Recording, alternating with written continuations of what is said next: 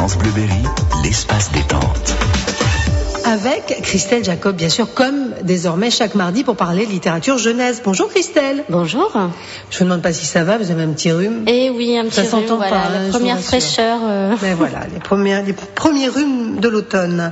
Mais néanmoins, ça ne vous empêche pas évidemment de nous avoir apporté aujourd'hui 3 de vos coups de cœur littérature jeunesse de la semaine, toujours liés à l'actualité plus ou moins. Enfin, oui, voilà. Je me dis, on est en septembre, donc c'est quand même le moment de reprendre les bonnes habitudes et puis les petits rituels. Et pour les enfants, l'histoire du soir, c'est un moment important. Eh oui, et comment ? Voilà. Mais alors, le problème, c'est que quand vous partez sur une histoire trop longue, c'est que vous devez vous arrêter comme ça en plein milieu de l'histoire et vous avez le droit au sempiternel. On veut la suite. Oui. Voilà. Alors moi, pour résoudre un petit peu ça, je vais vous proposer un très joli recueil d'histoires du soir. Ce sont les petites histoires du Père Castor pour endormir les petits. Donc là, on a 18 jolies petites histoires qui sont faites pour apaiser un petit peu les peurs nocturnes des enfants. Ah, c'est bien ça. Donc on va évidemment y parler des loups, puisque le loup c'est quand même une peur très fréquente chez l'enfant. Donc on a l'histoire du loup de la tapisserie par exemple qui est très sympa. Donc là c'est un petit garçon qui voit une tache sur sa tapisserie et dans la nuit il imagine que c'est un vrai loup. Alors il n'arrive pas à dormir, il réveille sa maman. Évidemment sa maman elle voit rien. Et Benjamin, il cherche comme ça par tous les moyens à essayer de chasser ce loup jusqu'au jour où il va découvrir qu'il suffit tout simplement de lui faire un bisou pour que le loup soit délivré et parte de sa chambre. D'accord. Donc voilà, c'est très mignon. On a aussi des histoires sur la peur du noir, par exemple. Oui, tout ce qui fait partie des grandes voilà, peurs, des grandes peurs, des grandes angoisses des tout petits ou des enfants, ou même des plus grands quelquefois. Oui. Et je vois une chose, c'est que les histoires sont calibrées de manière à ce qu'elles ne durent pas très longtemps. Tout à fait. Alors ça dure à peu près 10 minutes. Oui, 10 minutes, pas plus, et voilà. toutes. Donc c'est bien ça. Oui, 10 minutes, en histoire du soir, c'est bien. L'enfant est content. Et puis en plus, on a un vrai début, une vraie fin. Donc on a l'histoire. Satisfait. À la fin, on peut s'endormir tranquille. Oui, donc là, ça, c'est très très bien pour les enfants. Ça s'appelle Les petites histoires du Père Castor pour endormir les petits. Oui. Donc, édition Père Castor. Voilà, c'est de chez Flammarion, en fait. Et c'est un collectif, donc ça veut dire qu'on va retrouver 16 auteurs et 18 illustrateurs différents. Et moi, j'aime assez le côté collectif, puisque ça permet justement d'avoir une grande variété dans le ton des histoires. Et puis des illustrations un petit peu, pour tous les goûts. Donc c'est très très chouette. Voilà. Et c'est les tout petits, ça va de 2 à 7 ans, donc on commence en première histoire c'est à 2 ans. compréhensible vraiment de. Oui, certaines sont un peu plus compliquées que d'autres, alors c'est bien. On choisit, tout à fait. On choisit celle qu'on veut raconter, donc voilà, ça c'est le premier. Oui, alors le second que j'avais envie de vous présenter là, c'est un petit roman très rigolo qui s'appelle Charlotte est encore en retard.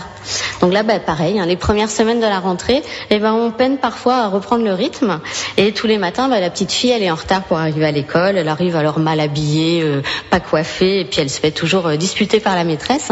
Et Charlotte, en fait, elle en a assez parce que c'est pas de sa faute. C'est tout simplement que son papa ne se réveille pas le matin. Donc là, c'est un vrai problème.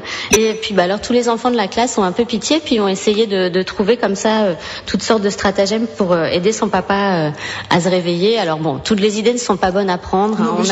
On a lui verser un seau d'eau sur la tête, lui sauter sur le ventre comme s'il était un trampoline, ou mettre une sirène dans la maison. Oui, c'est pas forcément. On va pas suivre le conseil.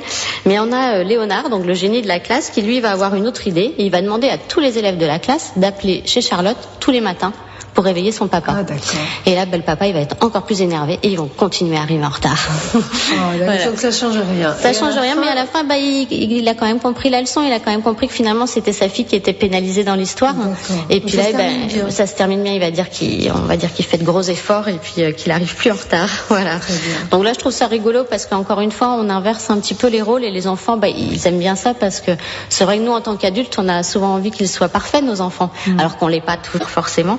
Voilà, et puis là, on se rend compte que quand chacun y met du sien, tout finit par s'arranger. Donc absolument. Ça, c'est plutôt pas mal. Alors, qui a écrit cette petite histoire? Alors là, c'est une femme qui s'appelle Paquita. Alors Paquita, elle est à la fois auteure, comédienne, conte, chanteuse. C'est une femme qui a vraiment beaucoup de talent. Et les illustrations sont signées Jean-Philippe Chabot, qui travaille beaucoup pour la jeunesse. Donc c'est coloré, c'est gai, puis en général, ça plaît bien aux enfants. Bien, voilà, c'était le deuxième coup de cœur de notre, excusez-moi, de notre Christelle. Voilà, je regardais Charlotte, je vais vous appeler Charlotte. Oui, je suis hantée. Et la troisième. Et donc pour terminer, là, un autre petit roman très sympa qui s'appelle ici Super Juju. Oui. Donc là, tous les enfants rêvent d'être des super héros avec de super pouvoirs. Et ben Jules, c'est un petit garçon qui a des pouvoirs. Donc il enfile son costume de Super Juju et il part sauver la planète. Voilà. Et donc lui, tous les matins, il a par contre un peu de mal à se lever pour aller à l'école également. Oui, d'accord. Beaucoup de rêves en fait. Voilà. Des grands rêves. Oui. Et puis un jour, on a une petite fille qui va arriver dans sa classe, une nouvelle, et puis il va en tomber éperdument amoureux. Et puis là, du coup, il est un petit peu embêté parce que comme il est censé s'appeler pour aller sauver la planète, il n'arrive jamais à lui parler. Et puis, il est tracassé, comme il est amoureux, il a plus vraiment la tête à ce qu'il fait. Et puis, un jour, il est en train de faire sa ronde de nuit et puis il va se cogner contre une antenne, comme ça, sur un toit, et il va tomber. Et puis là, Monsieur Super, un autre super-héros qui passait par là, va réussir à le rattraper au vol. Et il va lui expliquer que super-héros, c'est pas un métier pour les enfants. Voilà, que c'est quand on devient plus grand qu'on peut devenir un super-héros. Et puis, du coup, Julien, il est assez soulagé finalement parce qu'il va pouvoir mener une vie normale et puis passer du temps avec sa petite copine. Voilà, tout à fait. C'est sympa. Alors ça, c'est un livre qui est pour les un petit peu plus grand, on va dire. On est sur les 6 ans, ceux qui lisent déjà. Voilà, ceux qui lisent. Alors, c'est extrêmement bien fait puisqu'en fait, il y a une partie texte que peuvent lire les parents, un peu plus complexe, et des petites bulles comme ça que peuvent lire les enfants tout seuls avec tous les dialogues. Et ça permet en plus d'avoir quelque chose de très vivant et puis un échange quand on lit l'histoire.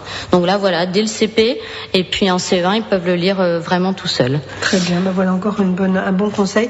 Ici, Super Juju, c'est le titre. Ils sont deux, René Guichou et Thomas Bass. Oui, tout à fait. C'est un breton, René Guichou. Voilà. Très bien. Merci beaucoup, ma chère Christelle, pour ces choix qui, j'espère, vont inspirer nos auditeurs s'ils ont des livres à acheter pour leurs enfants, les livres pour passer du bon temps, bien sûr. À la semaine prochaine alors. À mardi. France Bleu vous rapproche.